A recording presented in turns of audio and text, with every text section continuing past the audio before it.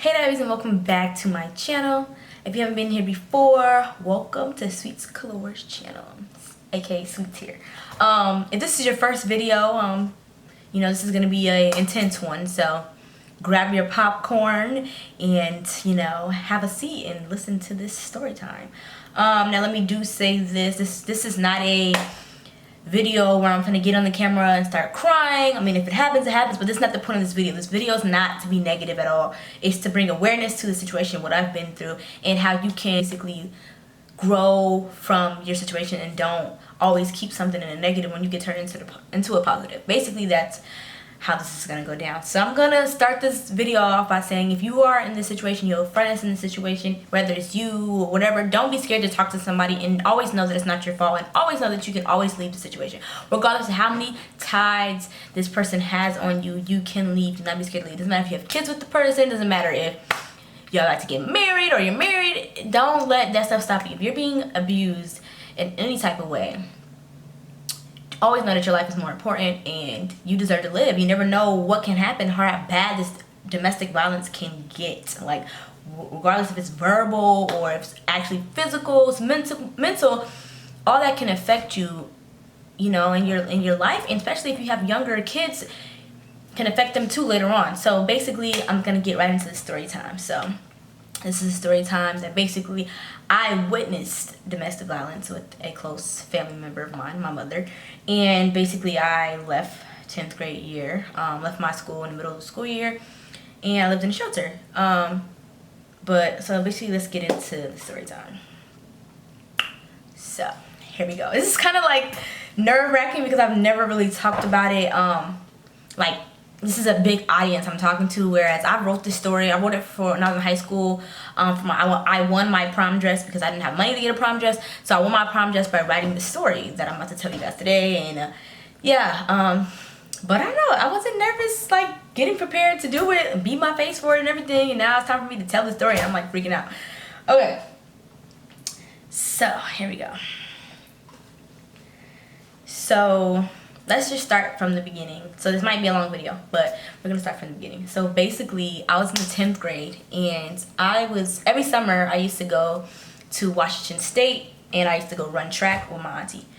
And my mom called me this summer break, and she's like, "Hey, we're moving." And I literally was pissed, okay? I was pissed off because it was my 10th grade year.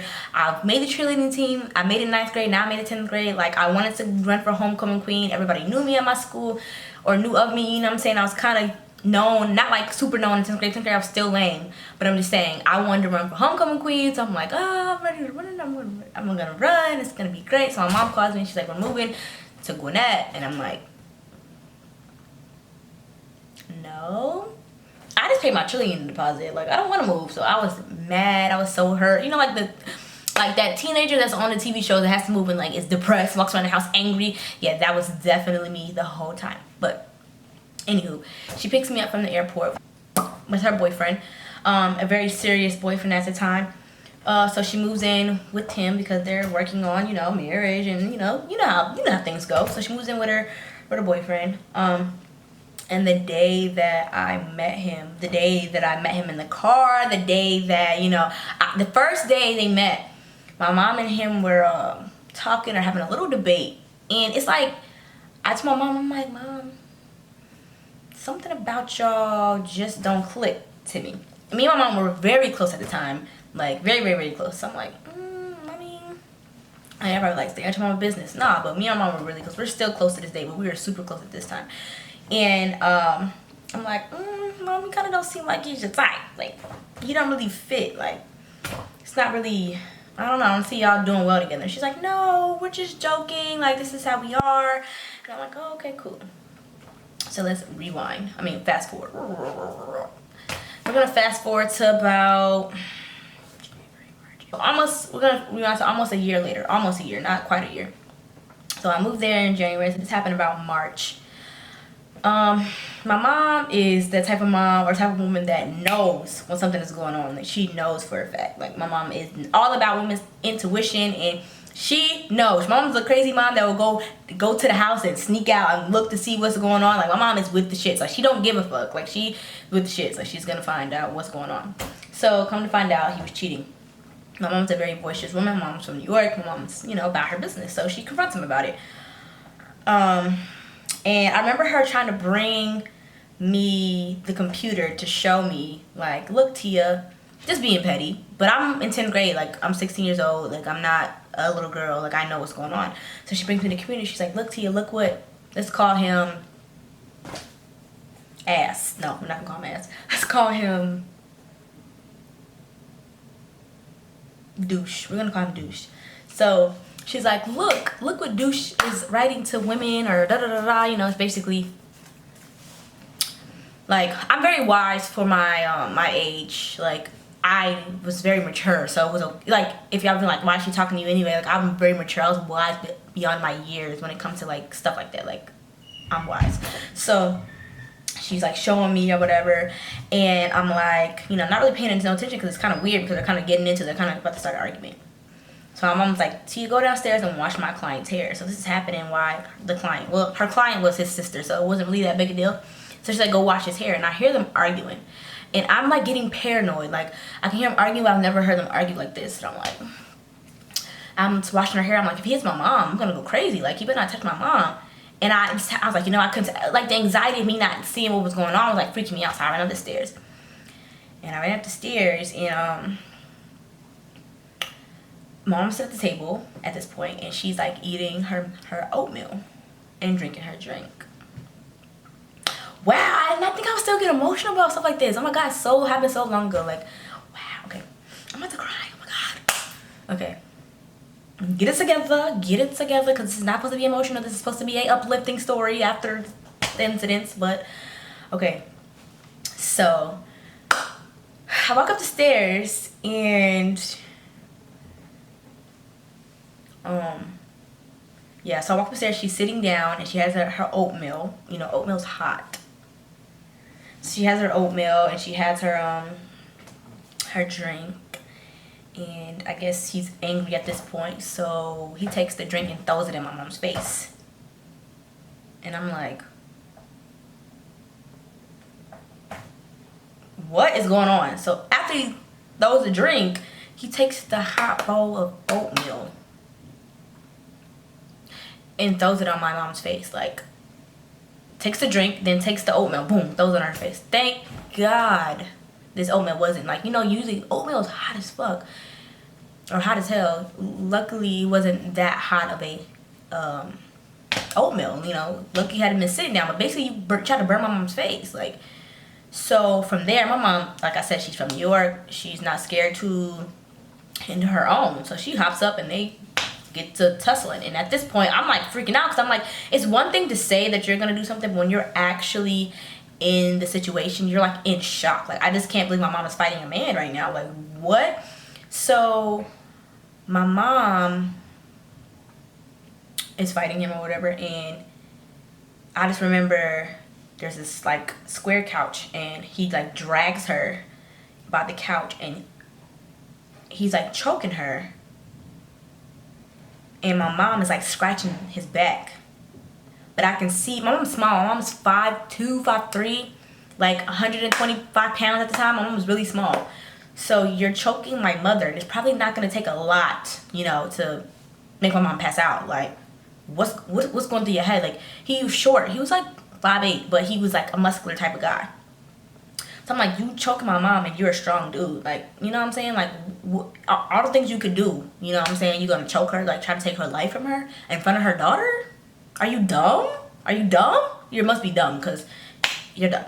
So, you know, I'm getting angry now, because I'm freaking out. Like, oh my god, you're choking my mom in front of me. Like, and I'm not doing anything. What am I gonna do? What am I gonna do? I'm like literally screaming, running back and forth, because I, like, literally, guys, I'm in shock. I know people are like, well, I would have did this and I would have did that, but literally when it was happening, I was like, is this really happening right now? Like, is he really choking my mom? So I just want to thank God for these little boys that was in the house. His 2 sons were in the house. And I go to the kitchen, and I get a knife, because I can't fight this man. Like, what am I gonna do? He's choking my mom. He's about to kill my mom, like, in front of my eyes. I literally go to the kitchen and get a knife. My mom doesn't even know this. I go to the kitchen and get a knife. I hold it behind my back. I literally was gonna stab this man. Like, you're about to kill my mom, so I'm gonna kill you. Like, this is not how this is gonna go down. Like, you think it's gonna be all smooth and peachy creamy, and it's not. So I'm like, all right. Literally, he's bent down over my mom, and he's choking her. Like, he's down like this. So I'm walking behind him, and I have the knife behind my back, and I'm walking slow because I don't want him to turn around and see me walking towards him. I promise you, as soon as I was about to take my hand behind my back, his two sons ran out the room.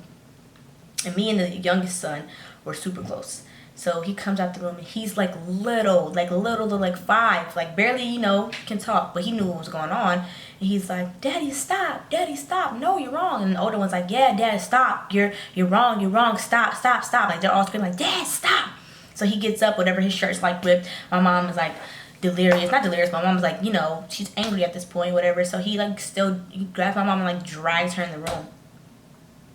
And I'm like, this man is still touching my mom. Like, he grabs her, drags her in the room, and closes the door. And I'm like, I know you don't think I'm 12. Like, I'm 16. Like, I'm not just gonna let you beat my mom up. So I go and open the door, and he's like, has his hand up, like he's about to punch her in the face. I'm like, what are you doing? Like, I scream. Like, what are you doing? What are you doing? So I'm literally screaming at the top of my lungs. Like, when I say scream at the top of my lungs, like, I'm screaming like, ah, like this. Basically to cause a distraction, like for you to notice that I'm freaking out. So he comes like, you gonna stop screaming in my house? And I'm like, no, I'm not. No, I'm not. No, I'm not. No, I'm not. No, I'm not. No, I'm not. No, I'm not. No, I'm not. So he gets close to me. So yeah, so he's trying to call the police. No, he's trying to take my phone so I can't call the police, right? He's like, give me your phone. And I'm like, no, I'm not giving you your phone. He's like, I pay the bill. I'm like, I'm not giving you my phone because this is my phone. I'm not giving it to you. Like, you might want to back up.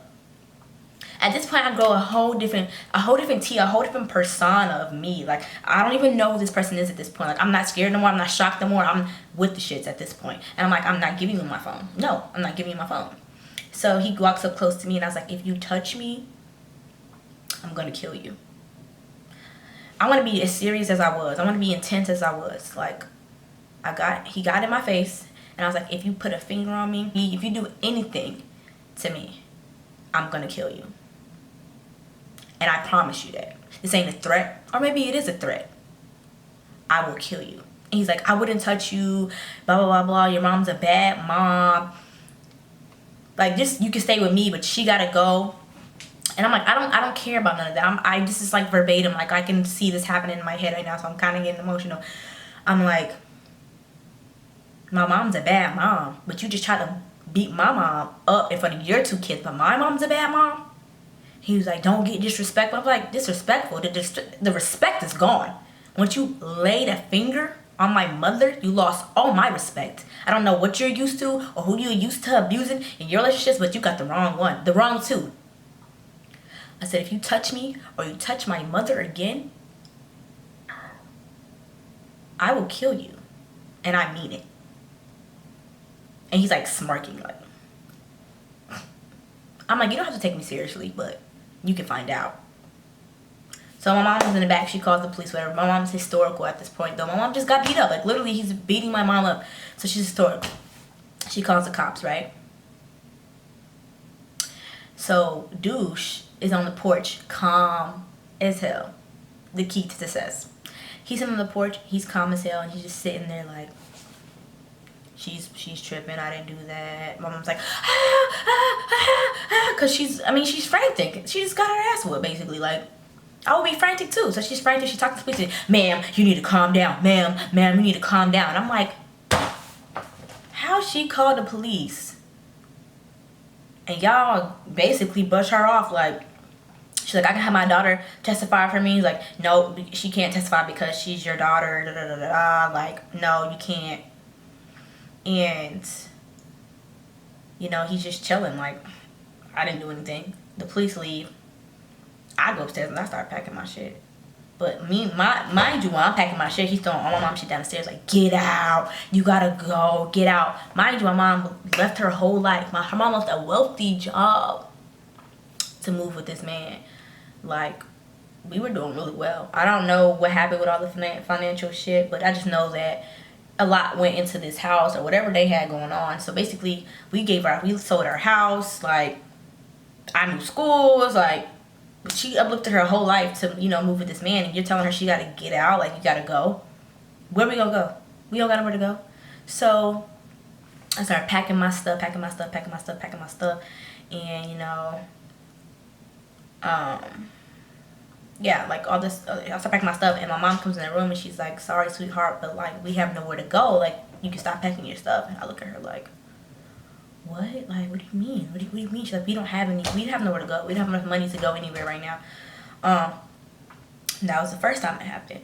And the second time it happened, I don't remember verbatim, but I just remember us moving out or leaving for a week and moving with her friend. And I wanted to see, my mom was wearing a lot of long sleeve stuff, and I was like, Mom, I want to see. So she's like, you gotta promise me you won't cry. Imagine how hard it was for a mother to say that to her daughter. Like, you gotta promise you're not gonna cry if I show you my bruises. My mom is fair skin. If y'all watched the other video with my mom, and my mom is very fair skin. My mom is blue, purple, all on her arms. Like, she's like, her makeup off her face is like discolored. Like, my mom is black and blue, and I'm, you know, I'm a tough girl. Like, I don't show my emotions. I'm like, okay, whatever it is, what it is. Like, I'm still going to school. Like, mind you, I'm still going to school like it's nothing. So boom, the third time happened. We're almost hurt. I heard him on the phone. He's like, and the next time you're gonna be in the hospital. Y'all, I literally lost my shit. Like, did he just say you're gonna be in the hospital? Mom, we gotta go. So I'm literally in my chair, you guys, and I'm rocking like this.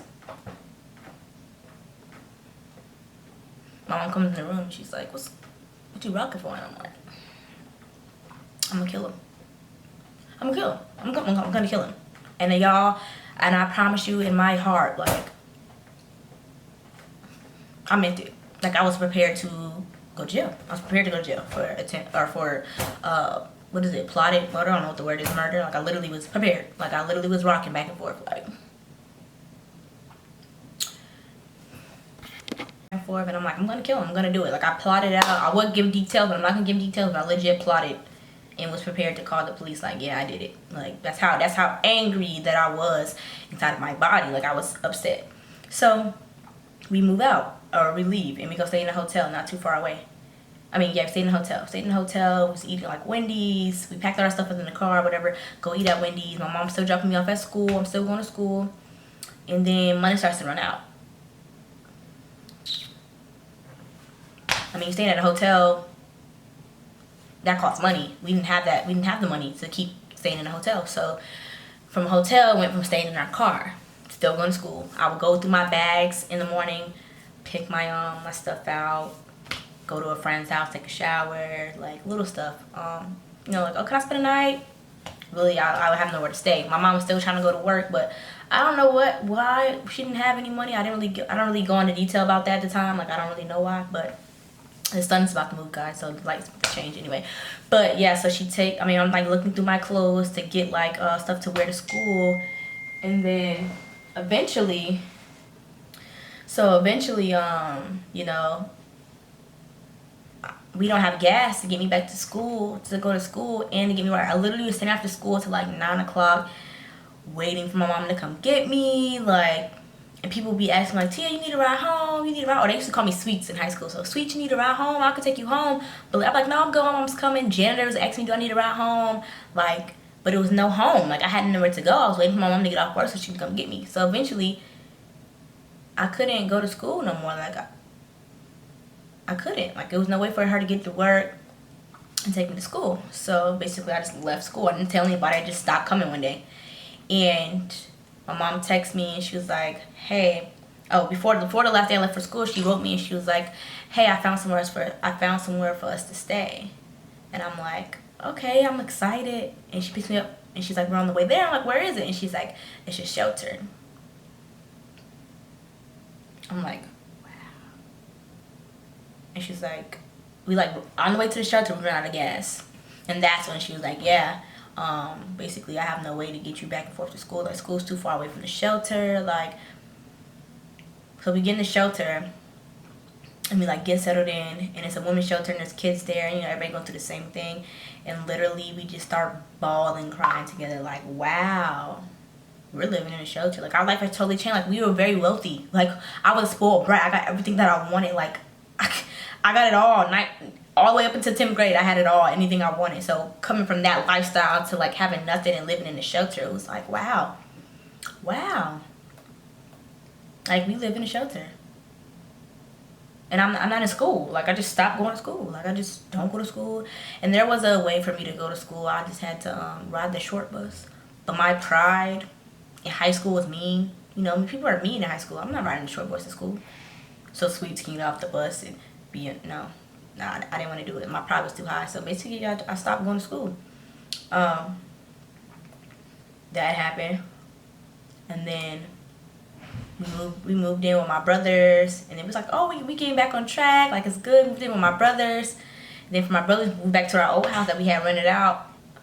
Well, let me rewind, or put this, I messed up. So we moved into the old house, and at this point we didn't have like really no water, we didn't have no lights, we didn't have no heat. Basically, it was just a house.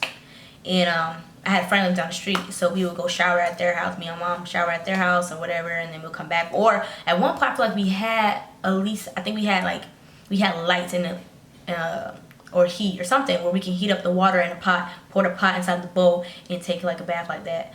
But like we would, and then at one point we didn't have lights anymore. Cause I remember us like going at nighttime. We would light the candles, and we would go to her expedition and watch a movie in her little thing, watch a movie in the expedition, and then go back and go to sleep. And we would sleep together under a whole bunch of covers because it would be cold as heck at night.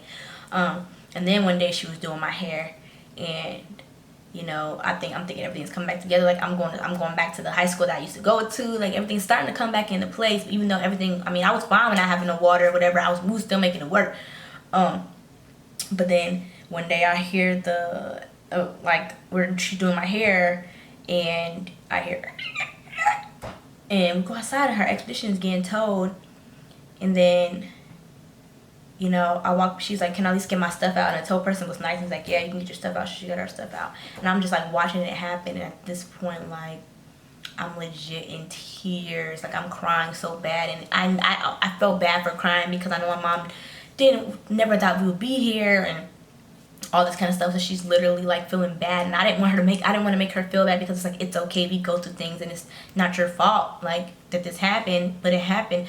So I'm crying. I'm like, we have nothing. Like, we don't have anything anymore. Like, we lost it all. Like, and she's just like, well, this is what happens when you stop putting God first. And this is what happens when, you know, you put other things before God, and blah, blah, blah, you know, going into detail. And I'm literally like, I'm young still. Like, I'm in 11th grade now, but I'm like, we've been going through this for a year now. Like, I'm in 11th grade now. And like, you know, I'm just like, dang, we have nothing. We have nothing at all. Like, we don't even have a car. Like, how are we going to get around? Like, you know, I'm worried about the big girl problem. I'm worried about my mom's problem. I'm like, don't worry about it. We're going to be okay. Of course, she's being strong for me, but I know it hurt her to have to tell that to her daughter. Like, you know.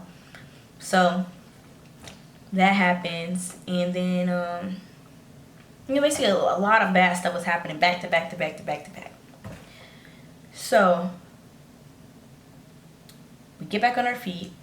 Took some time, but we get back on our feet, and things start to rolling. Things start going good. And I'm like, okay, the lights is back on, heat's back on. Mom got a little ugly car, but we got a car now. Like, I got a job at McDonald's. I'm working too. It's cool. We getting it together. And see, the junior year went by, and I was like, okay, life's getting back right. When mom was working, like, everything's happening, we're going good. Then senior year comes, and your girl wins homecoming queen. Like, life just flips. Like, it was bad for a year, and then junior year came, and by the end of junior year, you know, we're living life, and we're getting back to our regular routine. Senior year comes, and your girl wins homecoming queen. So basically, I told this story to say, no matter what you've been through in your life, no matter what how bad you think it is, and how you're never gonna get out of it, how shitty your life is right now. Let me be the prime example that no matter what you've been through, there's always a way out. if something's negative in your life, don't keep it a negative.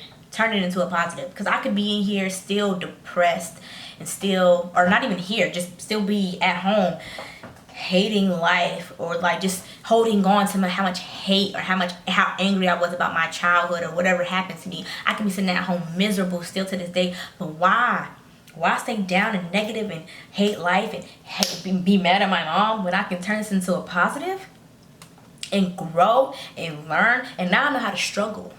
I know how to get through if my lights get cut off. What I'm gonna do? Light some candles. Now how to get through if I don't got no water, or I don't got no water in my house. What you do? Take some bottled water, pour it in a pot, put it on the stove, heat that bowl up, put it in the bathtub, and take you a bath. Now I know how to get through all that. Now I can do it. I can struggle, and nobody has to know that I'm struggling. Like I went through high school partially living in a shelter, partly living in a car, partly living in a hotel, and nobody knew because I'm a strong person, and I'm just like, I can get through this. Like, at the end of the day, don't be so stuck in yesterday.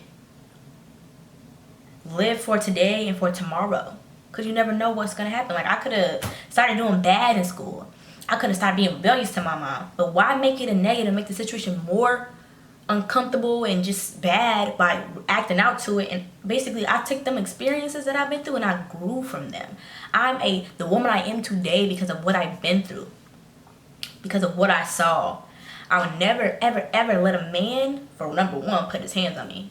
Number two, never let a man say what he did for me. Number three, I would never let a man, basically uproot me from my home if I'm not 100% sure. Not saying my mom didn't know she was 100% sure, but I'm just saying I learned from her mistakes, and we're both not necessarily glad that it happened, but you know what I'm saying? We looking at it as in positive, like, if this wouldn't have happened and I wouldn't know how to struggle, like I wouldn't know how to get through a lot of stuff that I've been through. I wouldn't be the person I am today. I wouldn't be as humble. I was not a humble person. I was a brat. I got everything that I wanted. New iPhone, I got it. New Rockwear bags, I had it. Name brand shoes, name anything. I had it all. So I wouldn't be this humble, hungry for success person that I am. Like, I would never let nobody say what they did for me. Why? Because I'm going to get it by myself every time. Every time. You're not going to come to me and say what you did for me, what you could have done, what you should have done, because I did it all by myself. You can do it. Like, you can get through whatever that you're going through. You can get through it, because God put it in your path, in your way for a reason, that you can learn from it. Because I definitely learned from the situation, and I'm not mad that I went through it. I'm blessed, and I'm happy that my little brother didn't go through it, nor my older brother went through it. Like, I'm glad they weren't in the household like that when that happened, because I don't know how that would affect my little brother. He would have thought it was okay to hit women or something. I'm just happy I have a strong, beautiful mother who, even though stuff was down, my mom never let me see her sweat. My mom never let her see stuff. So that one time we was in the shelter, my mom was like, it's gonna be okay, we're gonna grind, we're gonna get it. My mom was a strong woman. I learned, and I respect her so much for, like, just having the courage to go through it and stay in it to win it. Like, she's like, this stuff is happening, but we're gonna get through it. Basically, still fighting and not letting our life just go to shambles. Like, it could have ended then. It could have just been, she could have just stopped trying and, like, it is what it is. We're just gonna be homeless. Like, I don't know what we're gonna do. I'm gonna go send you to live with so-and-so. My mom fought through it. You know what I'm saying? So basically, I brought you this story today to say you can get through whatever you're going through. You can turn your life around. You can look at me. I'm in the military. I don't show that I went through any of this. I don't ever talk about me being in the shelter. Why? Because I got through it. Like, I'm living life. I'm traveling the world. I got my own job. I got my own money. Like, I'm living. And I'm not going to let something that happened in my life deter me to be a negative person or not think positive. At the end of the day, it's your life. You live it. You can change it. You can be whoever you want to be, and you can get through any situation that you're going through. So at the end of the day, if you're going through this, somebody that's going through this, it's going to be okay. And you're going to get through it. But you have to be willing to change your situation. You can't think it's just going to change by just staying and doing what you were doing. Like, you got to choose to leave. Choose to keep trying. Choose to try harder. Choose to fail so you can get back up. So I hope this touched some of you guys. Definitely touched me as I was telling it. I hope that it opened your eyes to domestic violence. And basically, never judge a book by its cover, because you never know what someone's going through. I still was going to school, running track on the track team, and I was living in my car. I was living in a box. I was living in a hotel room. Then eventually I was living in a shelter. Like, but I didn't say in the video. Oh, I did say it. So, you know, it's gonna be okay. Like, you can get through it. You can get through it. So thank you guys for watching this video, and I hope you guys enjoyed it, and I'll see you guys in my next one. Bye.